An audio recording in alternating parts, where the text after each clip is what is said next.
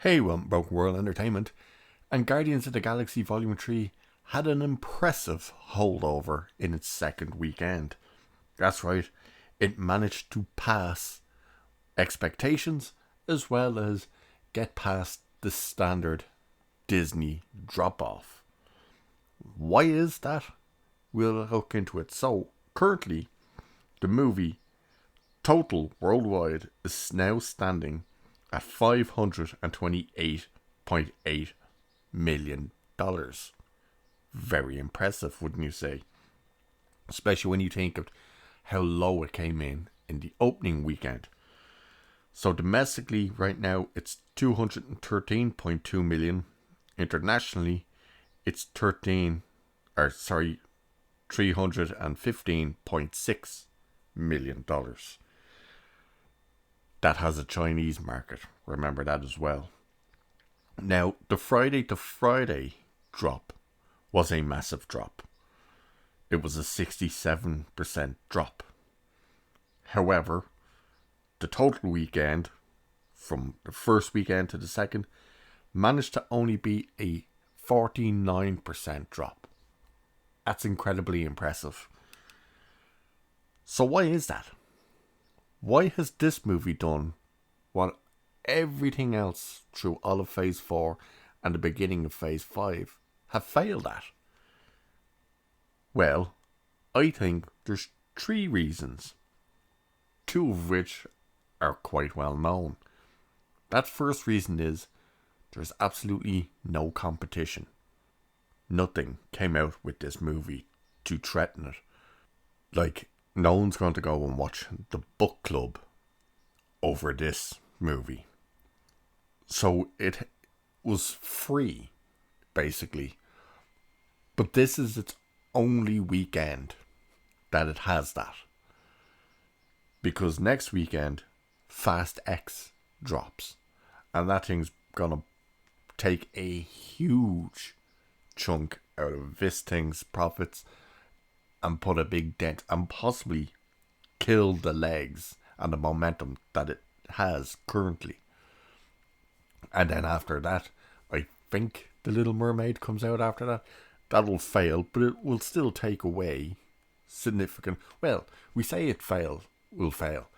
All these Disney live action remakes seem to get trashed. No one seems to have interest in them, and then all of a sudden, somehow, they make billions. It's weird.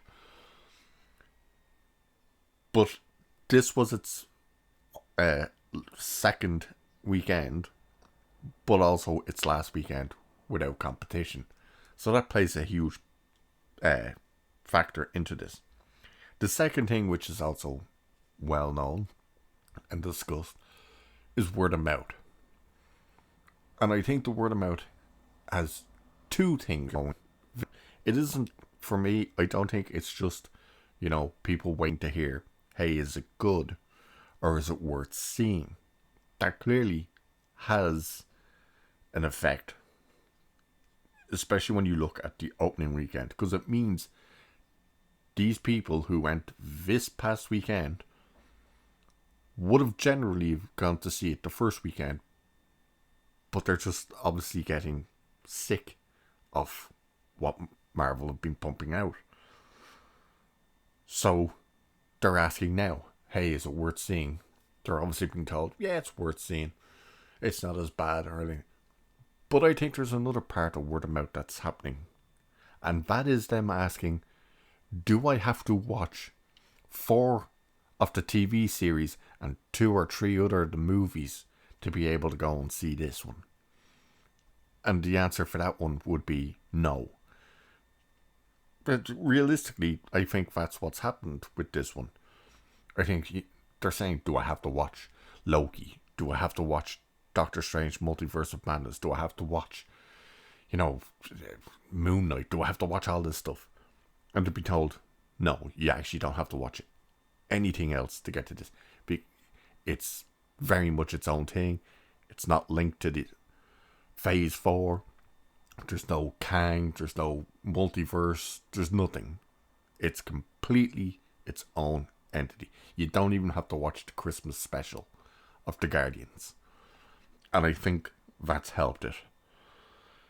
The third thing I think may have occurred is that audiences, in particular parents, actually listened to what people said before it opened and went to see it themselves first to see if their kids could handle the animal stuff and the high evolution stuff.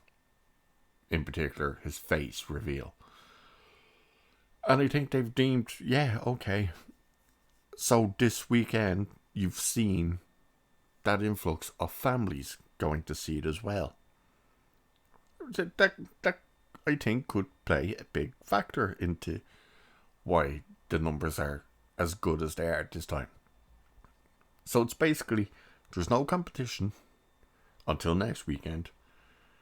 The word of mouth, not just is it worth seeing, is it good, but very much, do I have to watch a ton of other crap to be able to watch this?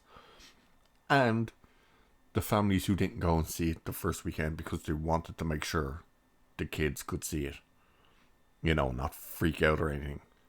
I think those play factors, big factors into this movie's holdover for this weekend. But it's an impressive holdover. It's definitely the best thing they've put out since Endgame.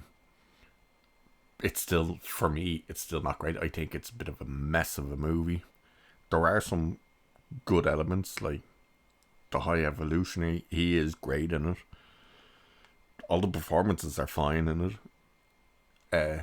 It's just a very meh movie for me. But anyway, very impressive holdover. This movie needs to make about 750, minimum $750 million to break even. And when you see a number like the 500 and something million, it seems, oh, they're going to smash that. But as I said, the stumbling blocks come from this coming weekend with Fast X. That's going to take a massive chunk out of this. So, there you go. There's the box office update. What the holdover is for Guardians. Impressive. And with that, I'll leave it there for this one. Cheers. Catch you in the next one.